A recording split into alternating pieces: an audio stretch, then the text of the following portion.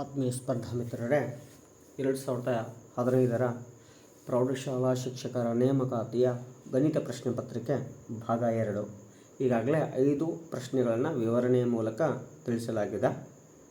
ಇವಾಗ ಮುಂದುವರೆದಂಥ ಭಾಗ. ನಿಮಗೆ ನಾನು ಹೇಳಿರುವ ವಿಷಯ ಇಷ್ಟ ಆಗ್ತಿತ್ತು ಅಂದರೆ ಲೈಕ್ ಮಾಡಿ, ಶೇರ್ ಮಾಡಿ. ಹಾಗೆ ಇನ್ನೂ ಏನಾದರೂ ಬದಲಾವಣೆ ಆಗಬೇಕು ಅಂದರೆ ಕಮೆಂಟನ್ನು ಮಾಡಿ ಅಂತ ಹೇಳ್ತಾ 46ನೇ ಪ್ರಶ್ನೆಯನ್ನು ನೋಡ್ತಾ ಇದ್ದಾವೆ. ಮೂಲ ಸ್ಥಾನದಿಂದ ಎ, ಬಿ ಮತ್ತು ಸಿ, ಡಿ ಬಿಂದುಗಳಿಗೆ ಎಳೆದ ರೇಖಾಖಂಡಗಳು ಲಂಬಕೋನವನ್ನು ಉಂಟು ಮಾಡಿದಾಗ, ಅಂದರೆ ಒಂದು ಬಿಂದು ಐತಿ, ಆ ಬಿಂದುವಿನಿಂದ ಇಲ್ಲೊಂದು ರೇಖಾಖಂಡ ಮತ್ತೊಂದು ರೇಖಾಖಂಡವನ್ನು ಎಳೆದಾಗ ಇಲ್ಲಿ ಲಂಬಕೋನ ಉಂಟಾಗ್ತದೆ. ಹಾಗಾದರೆ ಇದನ್ನು ಎ ಬಿಂದು ಅಂತ ತಗೊಳ್ಳೋಣ, ಇದನ್ನು ಬಿ ಅಂತ ತಗೊಳ್ಳೋಣ. ಹಾಗಾದರೆ ಇಲ್ಲಿ ಉಂಟಾದಂತಹ ಮೂಲ ಸ್ಥಾನ ಇದು ಸಿ. ಎ ಅಂದರೆ ಏನು ತಗೊಳ್ಳೋಣ? A, B. ಬಿ ಅಂದರೆ ಸಿ, ಡಿ. ಸಿಯನ್ನು ಮೂಲ ಬಿಂದು ತಗೊಳ್ಳೋಣ 0,0. ಉಂಟು ಮಾಡಿದಾಗ ಕೆಳಗಿರುವ ಸರಿಯಾದ ಸಮೀಕರಣವನ್ನು ನೋಡ್ರಿ. ಅಂದರೆ ಮೊದಲಿಗೆ ನಾವಿಲ್ಲಿ ಎ ಸಿಯ ಇಳಿಜಾರನ್ನು ನೋಡೋಣ. ಇಳಿಜಾರ ಸೂತ್ರ ಗೊತ್ತಿರಬೇಕು. y2 - y1 x2 - x1. ಇದು ಇಳಿಜಾರದ ಸೂತ್ರ. ಹಾಗಾದರೆ ಎ ಸಿ ಇಳಿಜಾರ ಸೂತ್ರವನ್ನು m1 ಅಂತ ಕರೆಯೋಣ. ಇದನ್ನು ಮತ್ತು ಇದನ್ನು ತಗೋಬೇಕು, ಹೌದ್ರಿ? ಇಲ್ಲಿ ನೋಡ್ರಿ, ಇದನ್ನು ತಗೊಂಡಾಗ y2 0 - y1 b, x2 0 - x1 a, minus b by minus a. Minus cancel, ಏನಾಯ್ತು ರೀ? ಬಿ ಬೈ ಎ ಆಯಿತು. ಅದೇ ರೀತಿ m2 ತಗೋತೀನಿ. ಎದ್ರದ್ರಿ? ಬಿ ಸಿಯ ಇಳಿಜಾರು. ಹಾಗಾದರೆ y2 0 y1 d, x2 0 x1 c, ಮತ್ತೇನು ಉಳಿತು? Minus D minus C. Minus cancel ಆಗುತ್ತಾ? D by C. D by ಏನತ್ರಿ? ಸಿ ಆಯಿತು. ಇನ್ನು ಇಲ್ಲಿ ಲಂಬಕೋನ ಉಂಟಾಗೈತೆ ಅಂದ್ರೆ ಈ ಲಂಬ ಇಳಿಜಾರು ಸೂತ್ರ ಏನೈತಿ ಅಂದರೆ, ಲಂಬ ಇಳಿಜಾರು ಸೂತ್ರ ರೀ m1 × m2 ಇವುಗಳ ಗುಣಲಬ್ಧ -1ಕ್ಕೆ ಸಮ. m1 b by a into m2 d by c equal to -1. b into D bd, a into C ac equal to -1. Right? ಇನ್ನು B D equal to A C into -1 minus A C. So ಹಾಗಾದರೆ B D minus A C ಇಕ್ಕತ್ತಂದ್ರೆ plus A C equal to 0. ಹೀಗೆ ಬರೆದ್ರು ಬರ್ತದೆ.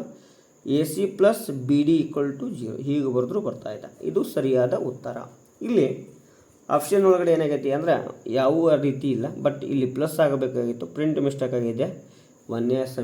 ಒಂದನೇದೇನಪ್ಪ ಅಂದರೆ ಸರಿಯಾಗಿದೆ ಅಂತೇಳಿ ಹೇಳೋಣ. ನೆಕ್ಸ್ಟ್ 2ನೇ ಪ್ರಶ್ನೆ ನೋಡ್ರಿ, ಹೀಗಿದೆ. ಏನು? Sine theta plus cos theta equal to 2√2 cos 90 minus theta. Sine theta ಹಾಗೆ ಬರ್ಕೊಳ್ಳೋಣ, ಪ್ಲಸ್ ಕಾಸ್ ತೀಟಾನು ಹಾಗೆ ಬರ್ಕೊಳ್ಳೋಣ. √2 ಕಾಸ್ 90 ಮೈನಸ್ ತೀಟಾ ಅಂದರೆ sine theta, inverse of inverse function ಅಂತ ಕರಿತೇವೆ. ಇನ್ವರ್ಸ್ ಆಫ್ ಇನ್ವರ್ಸ್ ಫಂಕ್ಷನ್ ಹಳೆ ಸಿಲೆಬಸ್ 10ಕ್ಕೆ ಐತ್ರಿ. ಕಾಸ್ 90 ಮೈನಸ್ ತೀಟಾ ಅಂದರೆ ಸೈನ್ ತೀಟಾ. ಏನು ಮಾಡಿಬಿಟ್ಟೋಣ್ರಿ? Divided by sine theta ಹತ್ಕೊಳ್ಳೋಣ.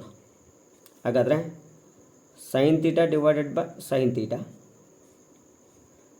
Cos theta divided by sine theta, √2 sine theta divided by sine theta.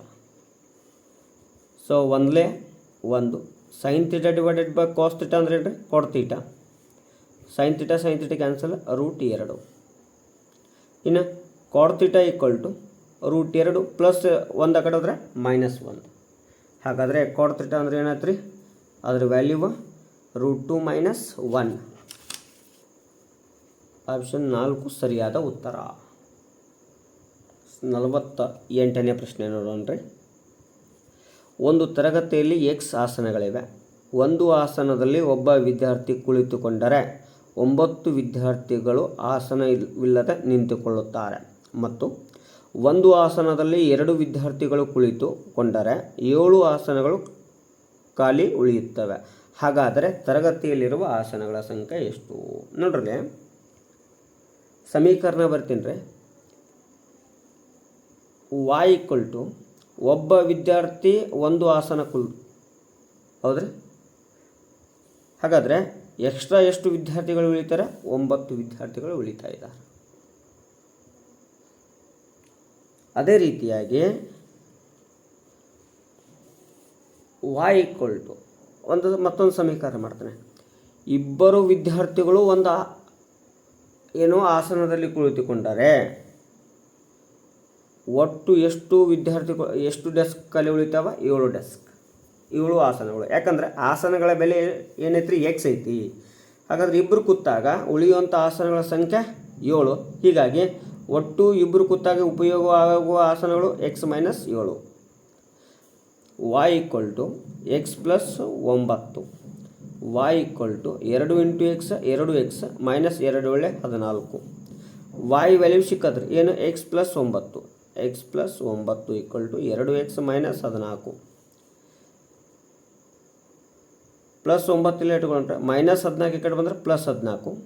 2x ಇಲ್ಲೇ ಇರಲಿ, ಪ್ಲಸ್ ಎಕ್ಸ್ ಆ ಕಡೆ ಹೋದರೆ -x. 9 + 14 23. 2x ಒಳಗಡೆ x ಹೋದರೆ x. ಹಾಗಾದರೆ x ಎಂಬುದು ಆಸನಗಳ ಸಂಖ್ಯೆ ಎಷ್ಟು? 23.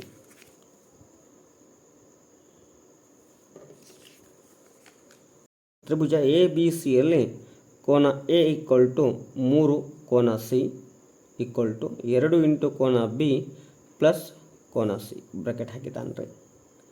ಆದರೆ ಕೋನ B ಹೇಳುತ್ತೆ. ತ್ರಿಭುಜದ ಒಳಕೋನಗಳ ಮೊತ್ತ 180 ಅನ್ನೋದು ಗೊತ್ತಿರಬೇಕು. ಸೊ ಕೋನ A = 3 × ಕೋನ C ಅಂತ ಬರಿಬೋದು. ನೆಕ್ಸ್ಟ್ ಕೋನ 3 × C = ಇದನ್ನು ಗುಣಾಕಾರ ಮಾಡೋಣ. 2 × ಕೋನ B ಪ್ಲಸ್ 2 × ಕೋನ C. 3 × ಕೋನ C ಪ್ಲಸ್ ಇದು ಈ ಕಡೆ ಬಂದರೆ -2 × ಕೋನ C 2 × ಕೋನ B. 3ರಲ್ಲಿ 2 ಹೋದರೆ 1 ಕೋನ C ಗುಣಾಕಾರ 2 ಈ ಕಡೆ ಬಂದರೆ ಭಾಗಾಕಾರ = ಕೋನ B. ಇನ್ನು ತ್ರಿಭುಜದ ಒಳಕೋನಗಳ ಮೊತ್ತ 180 ಡಿಗ್ರಿ. ಕೋನ A ಪ್ಲಸ್ ಕೋನ B ಪ್ಲಸ್ ಕೋನ C = 180. ಕೋನ A ಅಂದರೆ 3 × ಕೋನ C ಪ್ಲಸ್ ಕೋನ B ಅಂದರೆ ಕೋನ C / 2 ಪ್ಲಸ್ ಕೋನ C = 180. ಲಸ ತೆಗಿಕಿತ ಎಲ್ಲ ಛೇದದಲ್ಲಿ 1 ಐತಿ. ಪ್ರತಿ ಪದಕ್ಕೆ 2ರಿಂದ ಗುಣಾಕಾರ ಮಾಡಿಬಿಡೋಣ್ರಿ. ಹಾಗಾದರೆ 2 × 3 = 6 ಕೋನ C ಪ್ಲಸ್ 2 ಛೇದದಲ್ಲಿ ಐತಿ, ಕ್ಯಾನ್ಸಲ್ ಆಗಿಬಿಡ್ತದೆ, ಕೋನ C ಉಳಿತದೆ, ಪ್ಲಸ್ 2 × ಕೋನ C 180 × 2. 6 1 7 7 2 9 ಕೋನ C = 360 ಡಿಗ್ರಿ. 9 1 9 40 ಕೋನ C = 40 ಡಿಗ್ರಿ. ಹಾಗಾದರೆ ಕೋನ C / 2 = ಕೋನ B ಅಂತಿದೆ. ಸೊ 40/2 = ಕೋನ B. 2 1 2 20 ಕೋನ B = ಎಷ್ಟು ಡಿಗ್ರಿ ರೀ? 20 ಡಿಗ್ರಿ. ಸರಿಯಾದ ಉತ್ತರ ಆಪ್ಷನ್ A. 50ನೇ ಪ್ರಶ್ನೆ. ಚಿತ್ರದಲ್ಲಿ 4 ವೃತ್ತಗಳ ತ್ರಿಜ್ಯಗಳು A ಆಗಿದ್ದರೆ ಒಳಭಾಗದಲ್ಲಿರುವ ವೃತ್ತದ ತ್ರಿಜ್ಯ ನೋಡ್ರಿ. ಮೊದಲನೇ ತ್ರಿಜ್ಯ A, ಇದು ತ್ರಿಜ್ಯ A, ಎರಡೂ ಸೇರಿದಾಗ 2A ಆಗುತ್ತೆ. ಇಲ್ಲಿ 4 ವೃತ್ತದ ಕೇಂದ್ರ ಬಿಂದುವಿನ ಸೇರಿಸಿ ಒಂದು ಚೌಕವನ್ನು ತಯಾರಿಸಿದ್ದೇವೆ. ಹಾಗಾದರೆ ಚೌಕದ ಬಾಹು 2A ಆಗ್ತಾ ಇದೆ. ಇನ್ನು ನಾವೇನು ಮಾಡೋಣ್ರಿ, ಸಣ್ಣ ವೃತ್ತದ ತ್ರಿಜ್ಯ ಬೇಕಾಗೈತಿ ಅಂದರೆ ವಿಕರ್ಣವನ್ನು ಕಂಡುಹಿಡಿಬೇಕು. ಅಂದರೆ BD² = AD² plus AB² 2A² plus 2A² = 4A² plus 4A², ಅಂದರೆ 8A² ಬಂತು BD². ಇನ್ನು BD ವ್ಯಾಲ್ಯೂ ಕಂಡು ಹಿಡಿದೀವಿ ಅಂದರೆ root of 4 into 2 into a square ಅಂತ ಬರಿಬೋದು. 4ರ ವರ್ಗಮೂಲ 2 ರೂಟ್ 2 ಹಾಗೆ ಬರ್ಕೋತೀನಿ ರೀ ಇಂಟು ಎ ಸ್ಕ್ವೇರ್ನ ವರ್ಗಮೂಲ ಎ.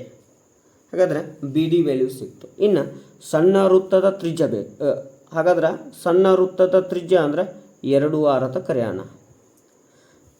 ಸಣ್ಣ ವೃತ್ತದ ತ್ರಿಜ್ಯ ಅಂದರೆ ಏನು ರೀ 2r.